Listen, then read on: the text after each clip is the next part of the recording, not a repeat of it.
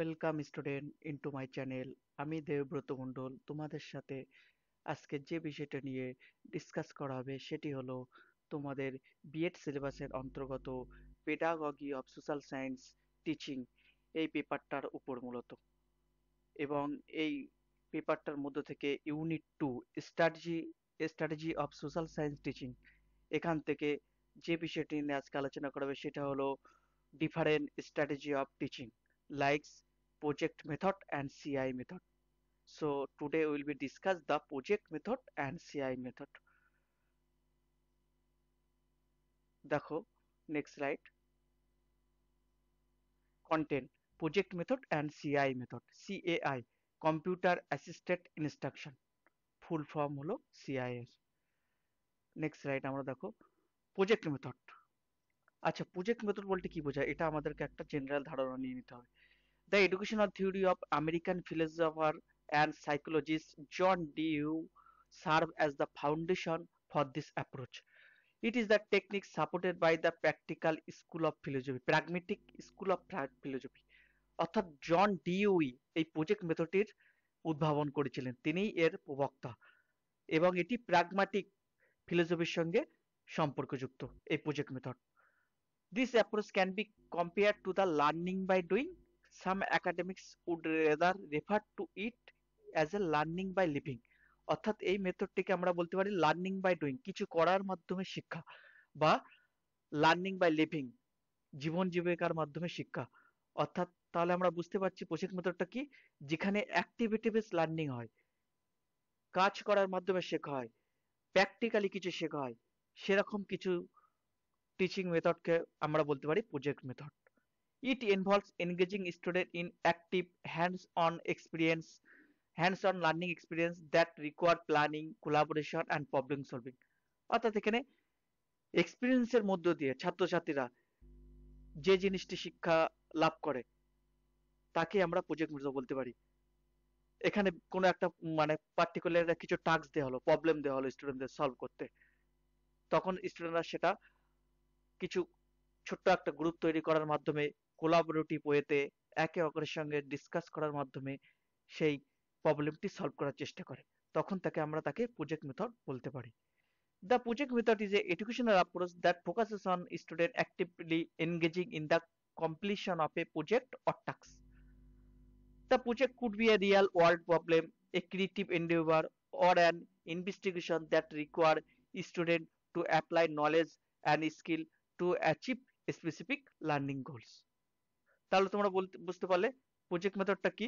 Definition দেখো, a project method is a unit of whole hearted purposefully activity carried out preferably in natural setting.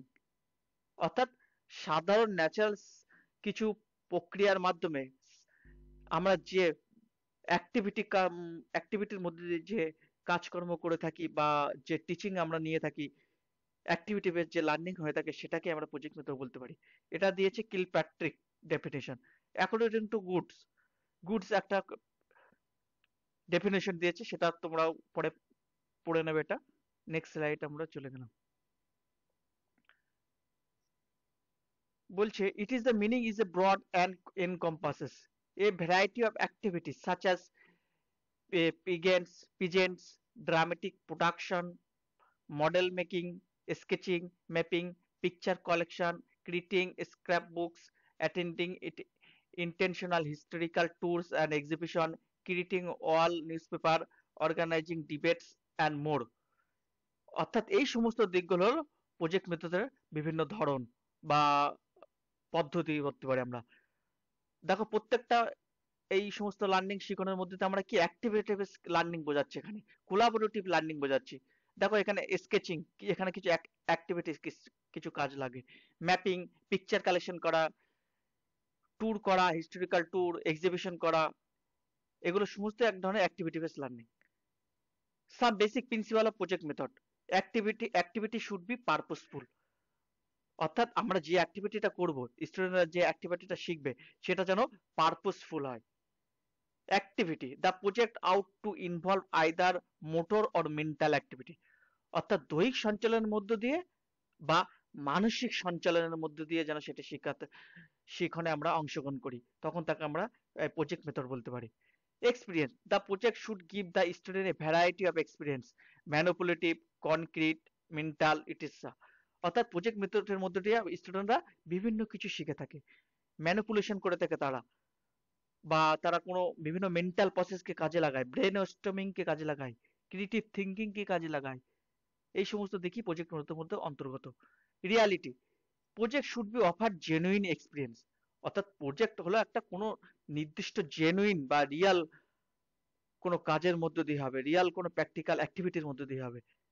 ধরো ধরো আমাদেরকে শিক্ষক বলল, স্টুডেন্টকে বললো যে তোমরা একটা কমিউনিটিতে গিয়ে ডেঙ্গু কেন হচ্ছে তার একটা কারণ খোঁজো, এবং সেই কারণ কি কি তাকে একটা লিস্ট করো, এবং সেই ডেঙ্গু থেকে নিরাপদ বা ডেঙ্গু থেকে বাঁচার উপায় কি কি তার একটা বিভিন্ন পদ্ধতি তোমরাও খুঁজে বার করো, অল্টারনেটিভ সলিউশন। তখন স্টুডেন্টরা সেটা কি বিভিন্ন তারা সার্ভে করবে, সেখানে বাড়ি বাড়ি গিয়ে, পরিবারে গিয়ে, বিভিন্ন ফ্যামিলিতে গিয়ে কথা বলবে, ডিসকাস করবে। অর্থাৎ এখানে সমস্ত একটা অ্যাক্টিভিটি বেস, স্টুডেন্টরা তাদের নিজেদের এক্সপিরিয়েন্সের মাধ্যমে শিখবে। নেক্সট দেখো, freedom, the various real project related activities should be allowed to be complete by the student in a relaxed environment। অর্থাৎ এখানে স্টুডেন্টরা তাদের নিজের স্বাধীনতার মতো ইন্ডিপেন্ডেন্টলি কাজটি করবে এবং কাজটি সমাধান করার চেষ্টা করবে। Utility, the task perform out to B beneficial. বলছি এখানে যে কাজটা করা হবে সেটি যেন সমাজের পক্ষে বেনিফিশিয়াল হয়, উপকারী হয়। দেখো কিছু feature, some of feature of project method. Active learning, the project method promotes active learning where student takes on a active role in a defining, planning, executing the project. They engage in hands-on activities, research and problem solving a complex project. Collaboration and teamwork. Projects often require collaboration and teamwork, allowing students to develop essential skill in communication, cooperation and leadership. Next দেখো, real world connection. The project method aims to connect learning to real world context, enabling students to see practical application of their knowledge and skill। অর্থাৎ এখানে কোনো Real বিভিন্ন problem, সমাজের যে Real problem, সেই problem বা কাজগুলোকে নিয়ে ছাত্রছাত্রীরা কিছু সমাধান করার চেষ্টা করে বা শেখে, তখন তাকে আমরা প্রজেক্ট মেথড বলতে পারি। Student centre, the project method puts student in a centre for learning process. অর্থাৎ প্রজেক্ট মেথডের এই মূল একটা প্রাধান্য বৈশিষ্ট্য হলো সেখানে স্টুডেন্ট সেন্ট্রিক। এখানে স্টুডেন্টরা তাদের নিজেদের মতামত, স্বাধীনতা, ইন্ডিপেন্ডেন্টলি কোনো কাজ করে। এখানে টিচারের ভূমিকা খুবই ফিওয়ার, স্মল। বলছে they have autonomy and responsibility of the learning, making decision, solving problem throughout the project. তারা নিজেদের মধ্যেই ডিসিশন নেবে, প্রবলেম সলভ করবে। এগুলো হলো প্রজেক্ট মেথডের, তাহলে আমরা ফিচার বলতে পারি। দেখো next slide, phases of project method. কোন ফেজের মাধ্যমে প্রজেক্ট মেথডটি হয়ে থাকে, কিছু স্টেপ আছে, পদ্ধতি আছে, সেটা দেখবো। প্রথম step, providing a situation. The first step in the process is set up an environment where students are naturally drawn to engaging in beneficial activity। একটা ন্যাচারাল সিচুয়েশন প্রোভাইড করতে হবে স্টুডেন্টের কাছে, যেখানে তারা প্রবলেমটি সলভ করার চেষ্টা করবে বা কাজটি করার চেষ্টা করবে।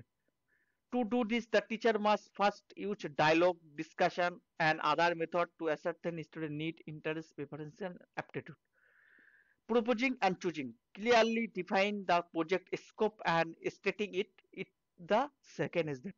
অর্থাৎ সেকেন্ড স্টেপে এখানে প্রজেক্টের স্কোপ, লেন্থ, প্রজেক্টটা কত সময় নিয়ে চলবে, কত টাইম লাগবে, কতটা কস্ট খরচ হবে, এবং তার সেটা একটা নির্দিষ্ট স্টেটিং করতে হবে, সেটাকে একটা নির্দিষ্ট ফরম্যাটে লিখতে হবে সেটাকে। এটা হলো দ্বিতীয় step. Next step, third step, planning. The next stage involve the student working with the teacher guidance. এখানে টিচারের গাইডেন্স অনুযায়ী শিক্ষার্থীরা প্ল্যানিং করবে। Carefully and step by step planning, অর্থাৎ কেয়ারফুলি এবং স্টেপ বাই স্টেপ প্ল্যানিং হবে।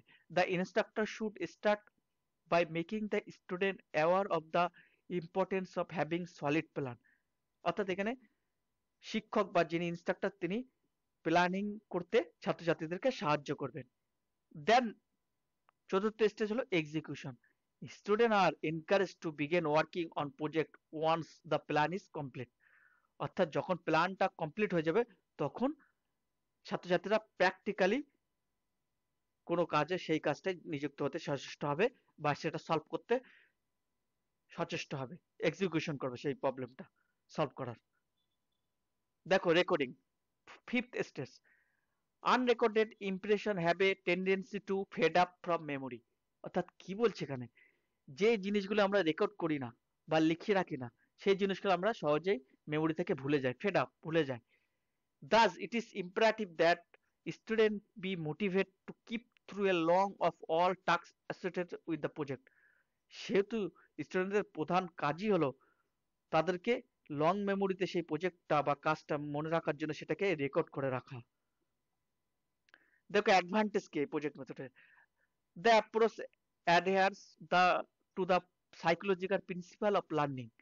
It offers the most optimal learning environment, enabling the student to retain what they have learned. অর্থাৎ এটা একটা সর্বোচ্চ লার্নিং বলতে পারি মেথড, অপটিমাল লার্নিং এনভায়রনমেন্ট। এখানে ছাত্রছাত্রীরা কি করতে পারে, নিজেরা ইন্ডিপেন্ডেন্ট থাকতে পারে, নিজেরা কাজ করার মাধ্যমে শিখতে পারে, প্র্যাকটিক্যালি শিখতে পারে, অ্যাক্টিভিটি শিখতে পারে, কোলাবোরেটিভ মাধ্যমে শিখতে পারে, সমস্ত কিছুর মাধ্যমে তারা শিখতে পারে।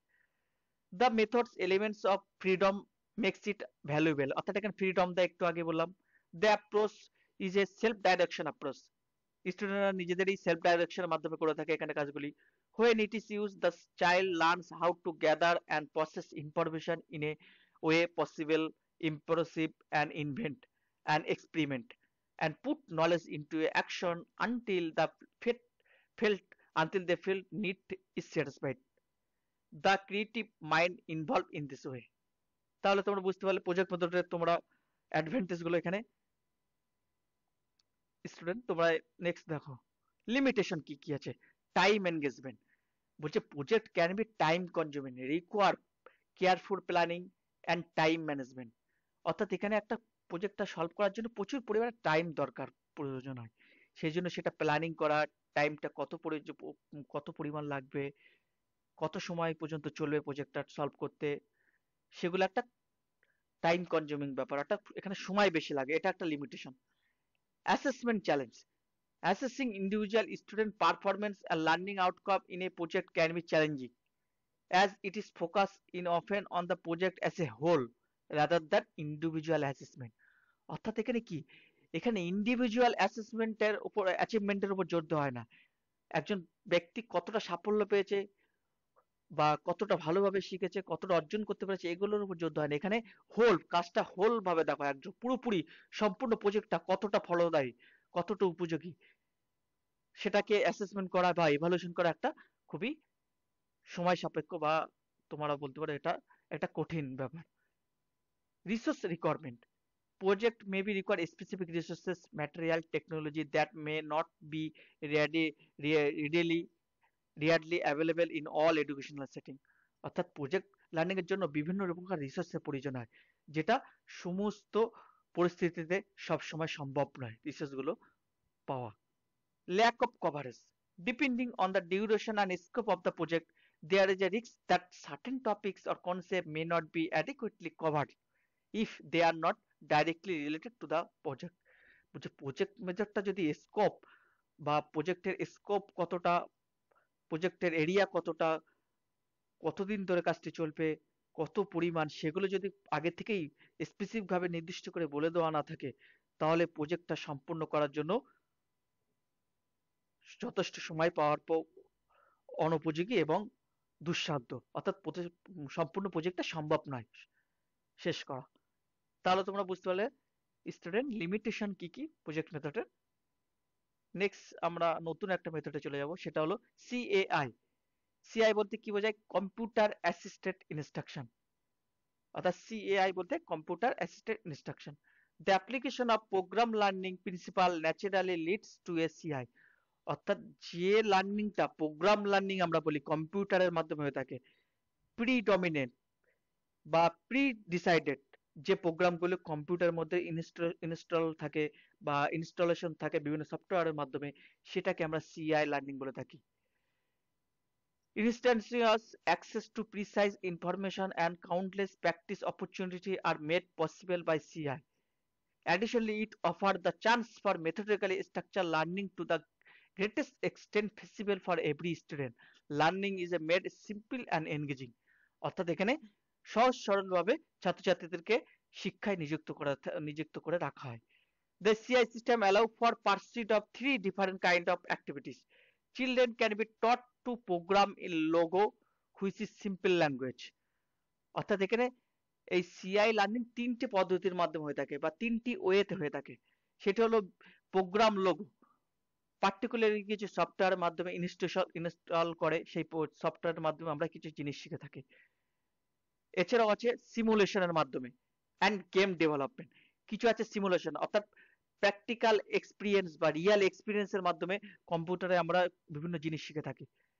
ধরো আমরা ঘরে ঘরে বাড়িতে বসেই নালন্দা বিশ্ববিদ্যালয় সম্পর্কে জানতে চাই, সেখানে তাহলে কি করব, সেখানে সেখানে কম্পিউটার নিজে থেকেই অগুমেন্টেড রিয়ালিটি এবং ভার্চুয়াল রিয়ালিটি অর্থাৎ এভি এবং ভিআর, তোমরা জানো এই টেকনোলজি এআর এবং ভিআর এর মাধ্যমে সেটা কি তারা সেই নালন্দা বিশ্ববিদ্যালয়কে পুরো একটা ভিডিওর আকারে একটা পুরো বাস্তবিক চিত্রটা আমাদের সামনে তুলে ধরে এবং সেখান থেকে আমরা রিয়াল এক্সপিরিয়েন্স করি যে নালন্দা বিশ্ববিদ্যালয় দেখতে কেমন ছিল, সেটার স্ট্রাকচার কেমন এবং সেটা সম্বন্ধে আমরা ডিটেলস জ্ঞান আহরণ করি। এটাকে অ্যাকচুয়ালি সিমুলেশন লার্নিং বলে। অ্যান্ড গেম ডেভেলপমেন্ট, এছাড়া গেমের মাধ্যমে আমরা বিভিন্ন কনসেপ্ট শিখে থাকি। Second activity drill and practice are part of the control learning.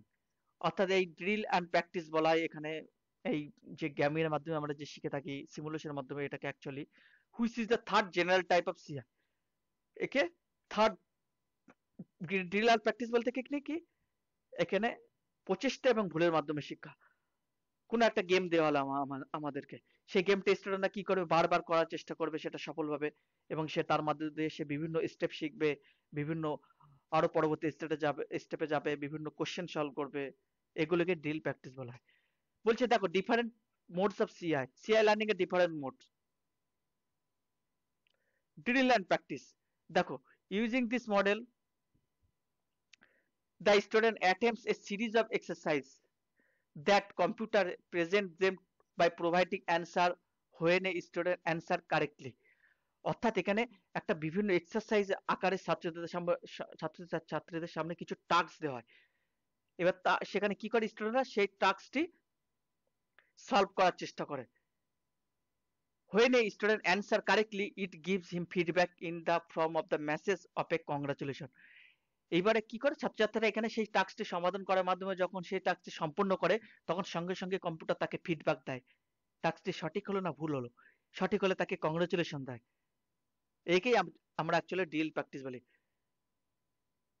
যেমন for instance CI package on subject like Indus valley civilization, India as a nation, human interaction with environment, এই সমস্ত বিষয়ের উপর বিভিন্ন একটা সিমুলেশন তৈরি করে সেখানে ড্রিল অ্যান্ড প্র্যাকটিসের মাধ্যমে শেখা হয়। নেক্সট পদ্ধতি দেখো modes. Tutorial mode, in this mode question are ask after information is provided in brief step. বলছে কিছু ইনফরমেশন আগে ছাত্রছাত্রীদেরকে দেওয়া হয়, কিছু টপিক বা চ্যাপ্টার, কিছু ম্যাটেরিয়াল, সেই সম্বন্ধে ভিডিও, গেম, বিভিন্ন জিনিস। The computer evaluate the student response and provide relevant feedback. তারপরে কম্পিউটার তাদেরকে মনিটর করে কিভাবে ছাত্রছাত্রীরা সেটি সমাধান করছে, সেটি পড়ছে, তার অ্যাসেসমেন্ট বা এভালুয়েশন গুলো পূরণ করছে, সেগুলো কম্পিউটার মনিটর করে এবং সঙ্গে সঙ্গে সেই মনিটর করার পরে তাকে ফিডব্যাক দেয় সে কতটা সফল হলো সেই লার্নিংটি সে নেওয়ার পরে সঙ্গে সঙ্গে। এটাকে আমরা অ্যাকচুয়ালি টিউটোরিয়াল মোড বলতে পারি।